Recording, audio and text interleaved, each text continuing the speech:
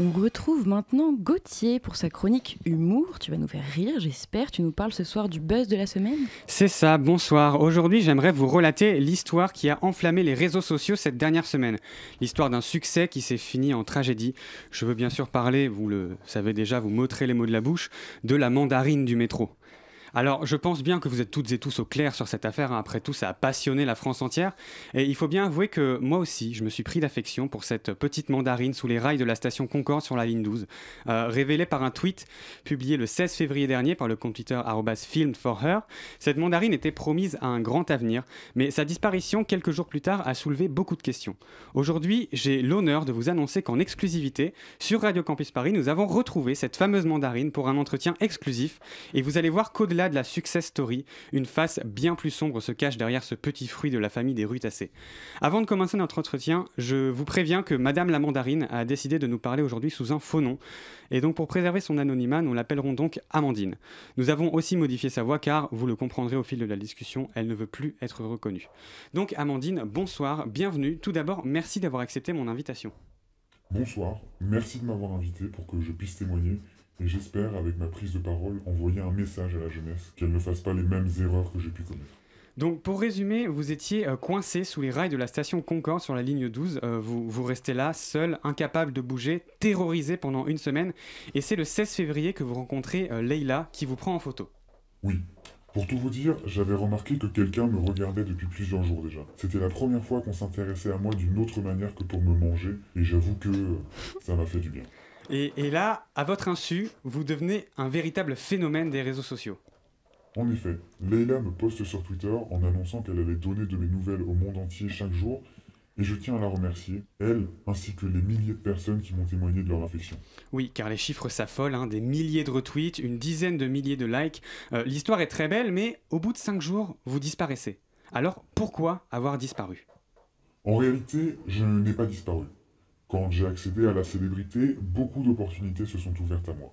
On m'a proposé une promotion, ne plus être juste la mandarine de la 12, mais celle d'une ligne peut-être plus prestigieuse, comme la 1 ou bien la 6. On me proposait de gravir les échelons et on me faisait miroiter peut-être un jour le Graal, la ligne 14. Donc j'ai commencé à faire la tournée des stations, des lignes. J'avais même le droit à un tour métro. Tout le monde m'adorait, venait prendre une photo avec moi sur les rails. Ils n'ont pas tous eu le temps de demander un autographe, mais j'avoue que ça m'est monté à la tête. Drogue, sexe, vitamine D, j'ai fait tous les excès. Et aujourd'hui, une semaine après cette histoire, je commence tout juste à m'en sortir et c'est pas facile. Et c'est vraiment une histoire tragique. J'ai une autre question un peu plus particulière qui concerne des soupçons à votre encontre. Et je vous préviens, chers auditeurs, chères auditrices, c'est pas vraiment du joli.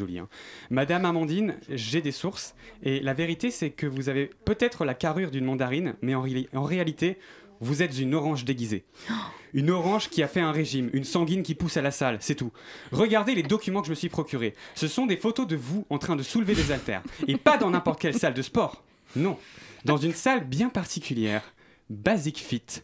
Donc en plus de tromper tout Internet en vous faisant passer pour une pauvre petite mandarine innocente, vous faites donc indéniablement partie de la mafia des oranges. Et j'ai aussi investigué et trouvé des preuves de favoritisme envers un certain opérateur téléphonique.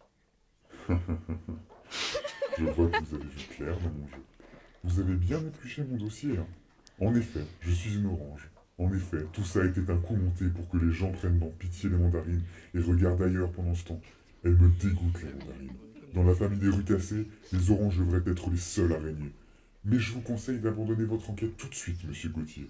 C'est une histoire qui vous dépasse, et croyez-moi, pour votre sécurité, il vaudrait mieux que vous arrêtiez là. De toute façon, vous ne m'attraperez jamais. Comment ça, je vous attrape ? Elle s'est enfuie. On n'en a pas fini là, Amandine. Je te retrouverai, même si je dois y consacrer ma vie. Désolé pour la matinale, je dois y aller. Le devoir m'appelle. J'espère avoir réussi à vous ouvrir les yeux sur la mafia des oranges. Salut. Eh ben écoute, là on est tous bouche bée et vraiment vas-y, dépêche-toi, rattrape-la, c'est important. Merci pour cette chronique incroyable qui a fait rire tout le monde, même la régie. Merci pour cette chronique Gauthier, auditeur, auditrice. On se retrouve dans quelques instants après une petite pause musicale.